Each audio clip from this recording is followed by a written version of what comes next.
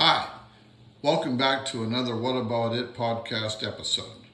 I thought I would post part 2 sooner than later, knowing that nobody likes to wait for the second part. The anatomy of failure and versus regret. And what we're doing is we're confronting the weight of regret. And this is part 2 of our deep dive into failure versus regret. If you happen to miss the last episode, or if you're just joining us fresh off listening to the Whispers trilogy, you may want to go back and grab part 1 before getting any deeper. In part 1, we talked about closing the operational ledger on business failures. We established that failure is just a logistical data stream. It lives in the outside world, and it typically can be analyzed just like a whisper if you finally paid attention. And then you can move past it. We looked at how Nick Saban treats every single year as a blank canvas, completely refusing to rely on his past successes just because they were safe. Because if you don't do your homework, you don't treat every encounter as a brand new beginning with a brand new outcome, you're going to run yourself into a brick wall and perhaps a black hole. And if you don't decipher the exact behaviors of both your buyers and your sellers, knowing that they have completely different needs or wants and conditions, you're going to continue to suffer. Now, I catch myself trying to ride on cruise control all the time. Don't do it.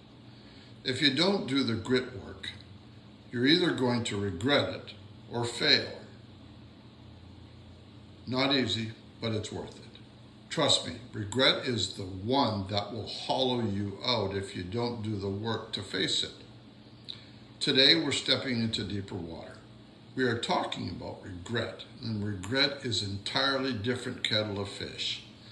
It doesn't give a shit about your business logic or successes. It doesn't live in the boardroom. It actually lives in your living room. It lives in the quiet hours of the night when the noise of the world dies down, the day is end, the emails stop, the phone stops ringing, and you are left completely alone with your own actions. That quiet mind, hopefully. Now think back to that airport story I just shared in our part 1. Sitting in the premium seat, watching that line of people I just rudely cut off in front of the aisle, walk down the aisle. That tactical failure could have easily hardened into a lasting personal regret.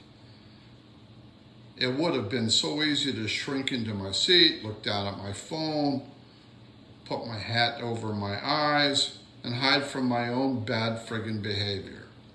Although not in my DNA, if I had done that, I would have carried that silent weight on being a coward who hid behind first-class ticket because I couldn't face the discomfort of my own mistake. Dealing with regret means refusing to let the silence fester.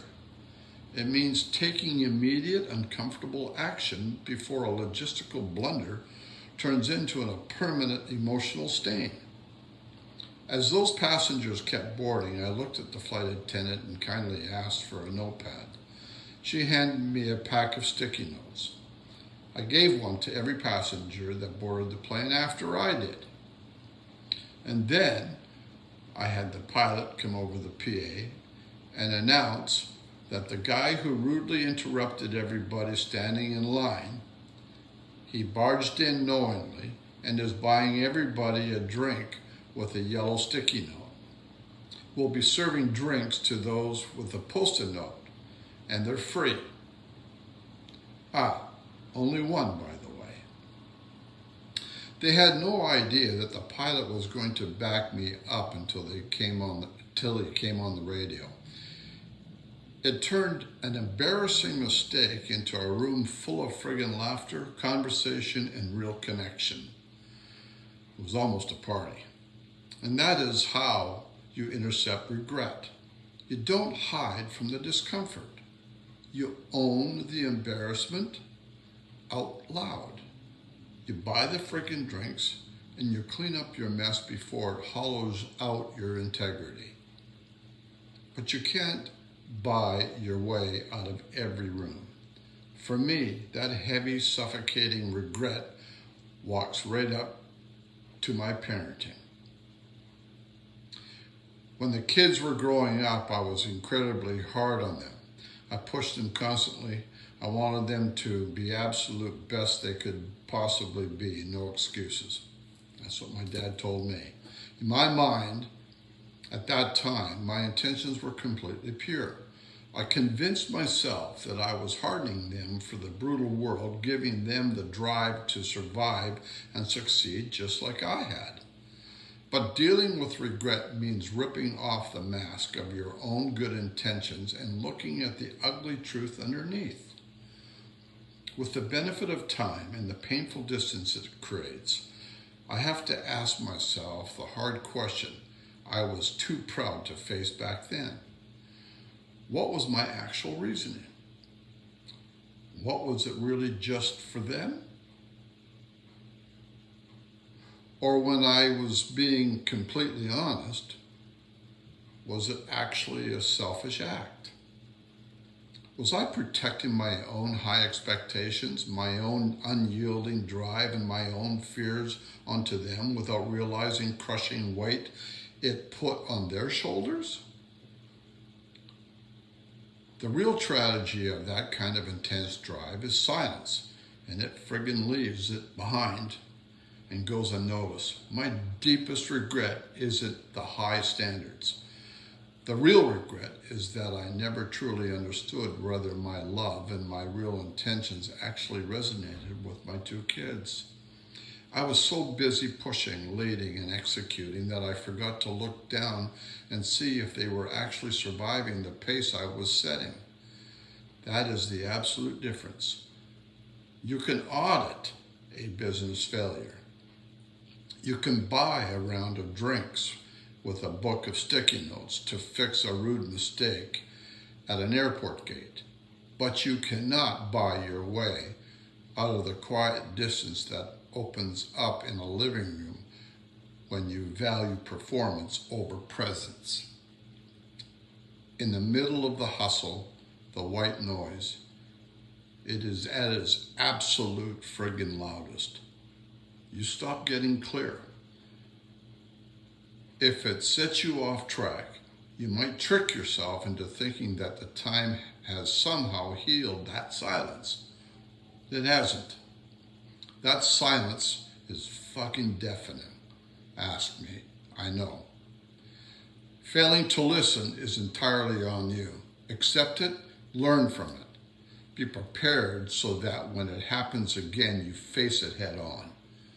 And that is what grit actually means. Yes, it's not easy, but it's absolutely worth it. So what about it? Look at your entire life today, and if you have built an operational bunker to hide from a broken timeline, close the ledger. If you made a mistake that is staring you in the face right now, don't slide down in your seat and hide behind your ego. Grab the sticky notes and own the mess. Buy the drinks. But if you are standing in your living room, push the phone aside, stop pacing, and quiet your loud brain. Listen to the whispers of the people who actually belong in your room before the silence becomes permanent. Stop running away from the blackout. Face the friggin' friction. Master your room to get comfortable with the uncomfortable. And thanks for listening to the series. Hold the line, and we'll see you next time.